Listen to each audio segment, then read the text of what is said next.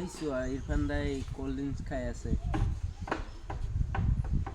ও হি 1 টাকা এটা কোনোদিন খৰচ নকৰে আজি হি কোল্ড ড্ৰিংকস খাই আছে মনে মনে বল আমি দুজনে খাই দিওঁ বলা মনে মনে খাই দাও।